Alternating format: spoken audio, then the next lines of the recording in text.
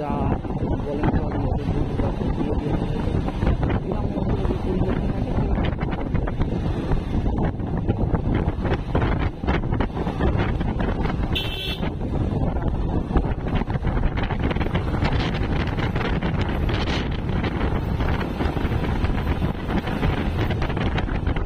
যে সমস্যাটা আসলে মূলত হচ্ছে সেটা হচ্ছে যে রাস্তায় গিয়ে ব্রেক করলে আসলে গাড়ি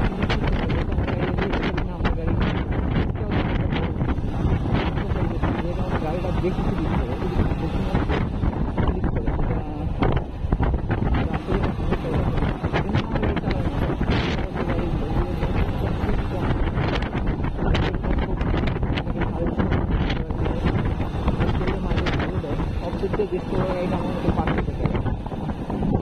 অনেকের পছন্দ নাও হতে পারে, আবার অনেকের পছন্দ হতে পারে, বিভিন্ন রকমের মানুষ হতে পারে, বিভিন্ন রকমের পছন্দ।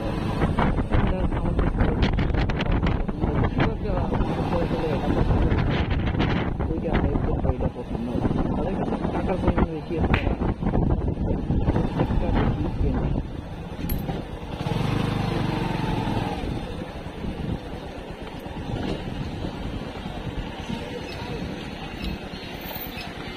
ঠিক আছে, জিলেবি আছে নাকি?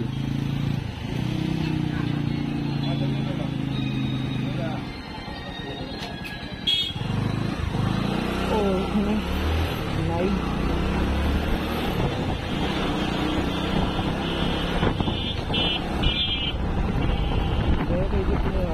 রাস্তা আসলে সাহায্যে গোপালগঞ্জের ভিতর ঢুকে পড়েছে। আমি আপনাদের বলছি যে এটা কোন করার রাস্তা, এটা গোপালগঞ্জের রাস্তা। বেশিরভাগ ক্ষেত্রেই আসলে আমাদের বাড়ি থেকে টুন করার রাস্তায় ঢুকতে সর্বোচ্চ 5 মিনিট সময় লাগে।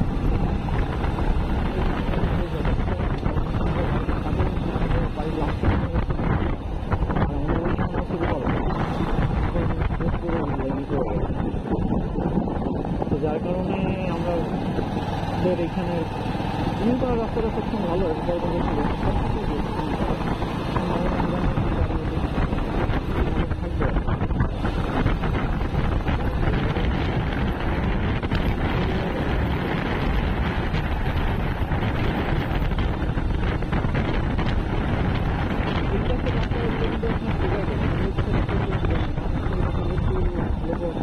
ভালো আছে যার কারণে এই পাশের রাস্তাগুলো শুরু গেছে, কিন্তু ওই পাশের রাস্তাগুলো একটা রাস্তাও ছিল না।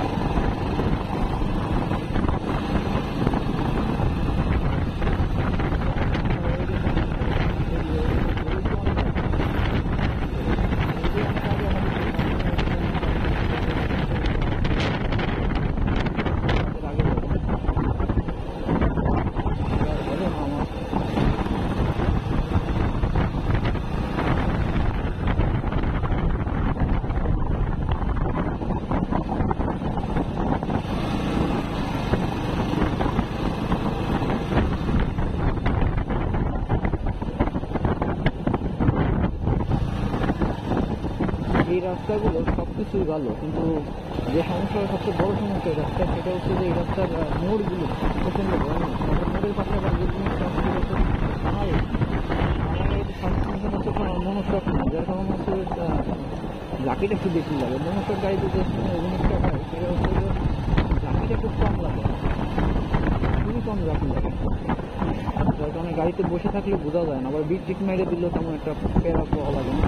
আমার গাড়িতে আসলে ইলেকট্রিক সাসপেনশনের কারণে আসলে ঝাঁকিগুলো বোঝা যায় সম্পূর্ণভাবে, আর মাথা দ্বারা সূর্য ব্যথা করে ওঠে। এই যে একটা মোড় দেখুন, মানে কি বলবো, মোড়গুলো যাই হোক।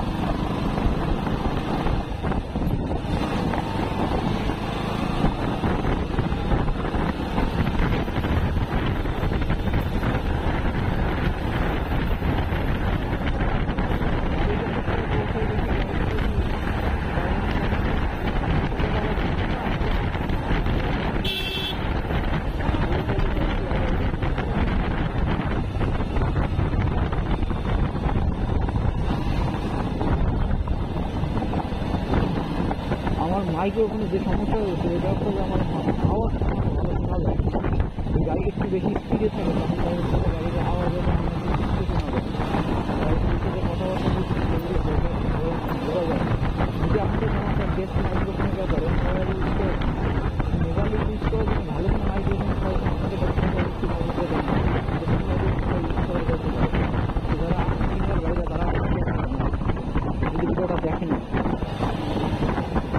এই যে আরেকটা মোড়, এটাও আসলে ভয়ঙ্কর একটা মোড় রয়েছে।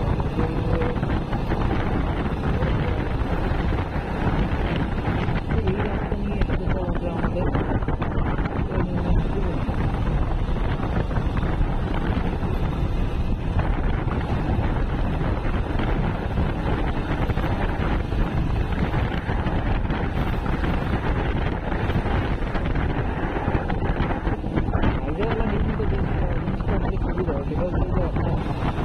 বাতাস হইলে অথবা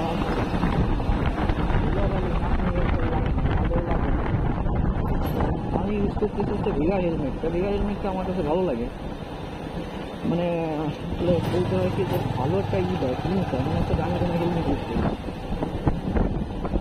অনলাইনে ভিগার যে হেলমেটটা আছে এটার প্রাইস হচ্ছে আপনার 2850 টাকা, দ্বারা যে দেখছিলাম 2850 টাকা। আর লোকাল মার্কেট থেকে কিনলে আপনার 2300 টাকায় আপনারা পেয়ে যাবেন। 2400-2500 দাম চাবে, যদি দামাদামি করে কিনছেন তাহলে 2300 থেকে 2200 টাকার আপনারা কিনতে পারেন।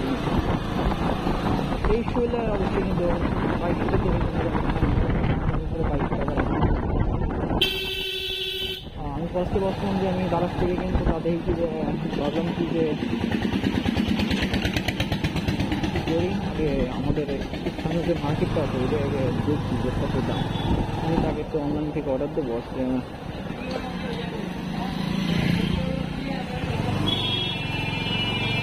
থেকে আগে মার্কেটটা ব্যবহার করি অথবা দেখি বলে দেবে আমার ঠিক আছে কিনা, অথবা এক্সেল লাগবে না এক্স লাগবে না এম লাগবে না, আমাকে বুঝতে পারছি না। যার কারণে আমি ভাবছি আমাকে হেলমেটের মাছটা নেবো, তারপরে পরে যখন মার্কেটে যাই তখন যদি টাকা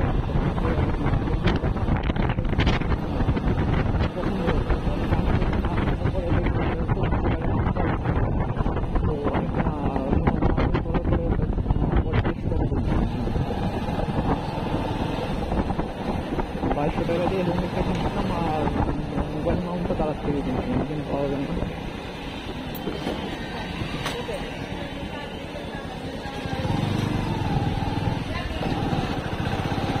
যার কারণে আমার কাছে মোবাইল মাউন্ট ভালো, আমার কাছে খারাপ না, একটু কম দাম হিসেবে ভালো একটা মোবাইল মাউন্ট তারা হেলমেটের যে কিং মাউন্ট সেও ভালো।